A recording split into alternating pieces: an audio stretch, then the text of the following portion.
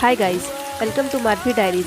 आज सुबह मैं उठकर फ्रेश हुई, ब्रेकफास्ट किया और सोचा आज तो मैं एकदम प्रोडक्टिव रहूंगी। मौसम भी काफ़ी अच्छा हो रहा था। थोड़ी देर बाद बारिश भी होने लगी थी। ऐसे मौसम में पढ़ने का बिल्कुल मन नहीं करता, बट एग्जाम्स पास आ रहे हैं तो सारे एक्सक्यूज को साइड में रखकर मैंने पढ़ाई शुरू की। आज मैंने संस्कृत का समास टॉपिक पढ़ा। संस्कृत मुझे वैसे ही मुश्किल लगती है और समाज तो हर बार नया ही लगता है, but somehow I completed the topic and with this my morning routine ends here। ऐसे और मिनी व्लॉग के लिए चैनल को सब्सक्राइब करना मत भूलना। Bye bye.